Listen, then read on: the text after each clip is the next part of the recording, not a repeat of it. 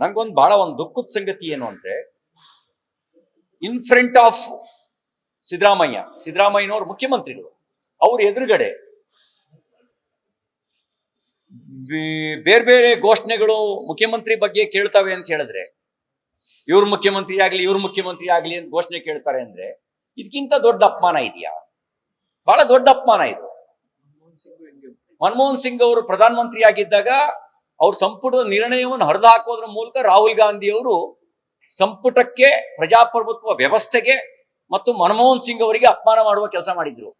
ಇದೇನ್ರಿ ಕತೆ ಇದು? ಕರ್ನಾಟಕದಲ್ಲಿ ಸಿದ್ದರಾಮಯ್ಯನವ್ರನ್ನ ಕೂರಿಸ್ಕೊಂಡು ಹಿಂಗ ಅಪಮಾನ ಮಾಡೋದು ಅಂತ ಹೇಳಿದ್ರೆ ಇದಕ್ಕಿಂತ ಅಪಮಾನ ಸಂಗತಿ ಇದೆಯಾ? ಸ್ವಾಭಿಮಾನಿ, ನಾನು ಅನ್ಕೊಂಡಿದ್ದೆ ಸಿದ್ದರಾಮಯ್ಯನವ್ರ ಸ್ವಾಭಿಮಾನಿ, ಅವ್ರ ರಾಜಕಾರಣ ಸ್ವಾಭಿಮಾನದ ರಾಜಕಾರಣ ಅಂತ ಹೇಳಿ. ಈ ನನ್ನಂತವನೇನಾರು CM ಆಗಿ ಹಿಂಗೇನಾರು ಆಗಿದ್ರು ಒಂದ್ ಕ್ಷಣನೂ ನಾನು ಅದನ್ನ ಟಾಲರೇಟ್ ಮಾಡ್ತಿರ್ಲಿಲ್ಲ, ಅಪಮಾನ ಸಹಿಸ್ತಿರ್ಲಿಲ್ಲ. ಅದ್ ಹೆಂಗ್ ಸಹಿಸ್ಕೊಂಡ್ರು ಅಪಮಾನನ ಸಿದ್ದರಾಮಯ್ಯನವರು ನನ್ಗೆ ಈಗಲೂ ಅರ್ಥ ಆಗ್ತಿಲ್ಲ.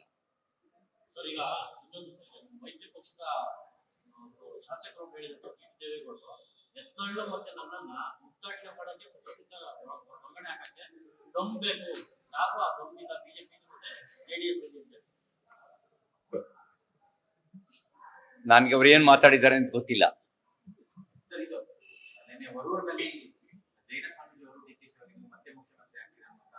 ಭವಿಷ್ಯವಾಣಿ ಹೇಳಿದ್ದಾರೆ. ಈಗಾಗಲೇ ವಿನಯ್ ಗುರೂಜಿ ಅವರು, ದ್ವಾರಕನಾಥ್ ಅವರು, ಇನ್ನೊಬ್ರು ಸ್ವಾಮೀಜಿ ಅವರು ಹೇಳಿದ್ರು. ನೋಡಿ, ಯೋಗ ಇದ್ದವ್ರು ಯಾರು ಬೇಕಾದ್ರೂ ಮುಖ್ಯಮಂತ್ರಿ ಆಗ್ಬಹುದು.